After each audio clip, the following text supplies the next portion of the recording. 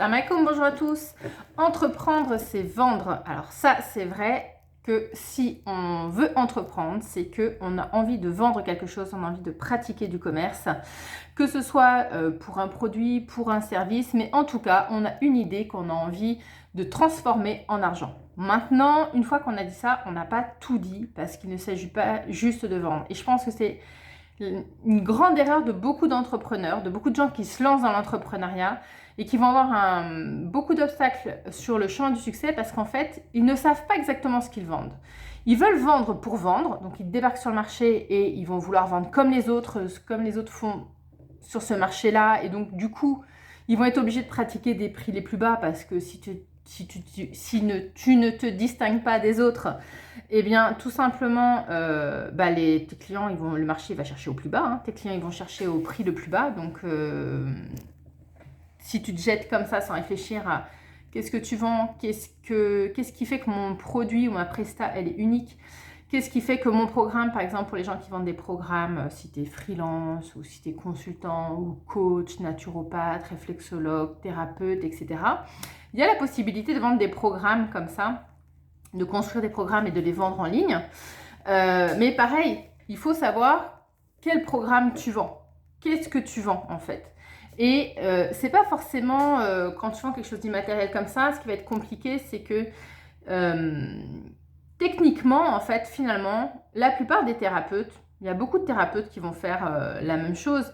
Il y a beaucoup de freelances qui vont se servir des mêmes techniques, etc. Mais ce qui va les distinguer les uns par rapport aux autres, c'est l'application de leurs techniques et du coup les résultats qui sont obtenus, machallah. Donc, même si les techniques sont les mêmes, et que, par exemple, si tu es thérapeute de bien-être ou autre et que tu as envie de faire un programme, tu vois que tu en as d'autres sur le marché et tu sais que tu utilises les mêmes techniques qu'eux.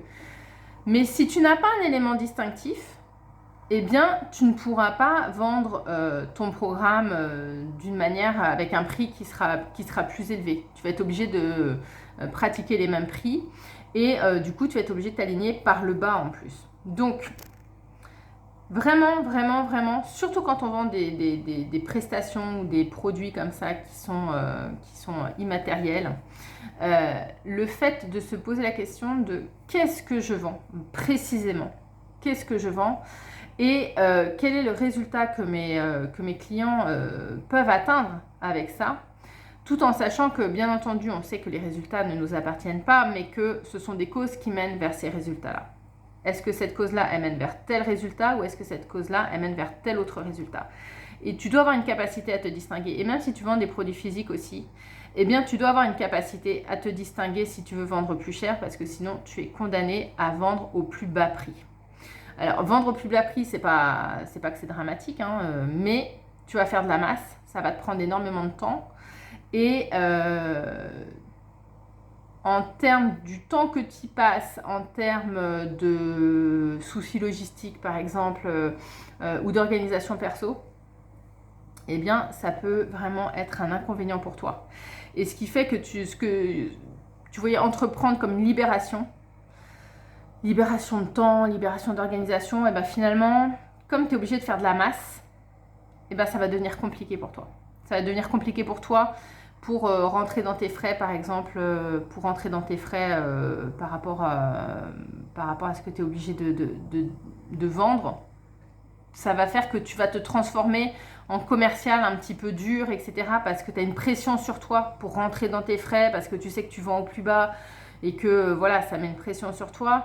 Ou alors si tu es freelance, thérapeute ou dans cette sphère-là, ou coach, consultant, eh bien, là aussi, ça va te mettre une pression, ce qui fait que même quand tu seras avec tes clients, tu ne seras pas simplement dans l'exercice de ton talent et tu ne seras pas dans pleinement apporter de la valeur parce que toi, tu auras toujours une part qui sera en train de se demander, mais attends, comment est-ce que je vais faire ci? Comment est-ce que je vais venir à bout de ça? Est-ce que je vais pouvoir boucler mon mois?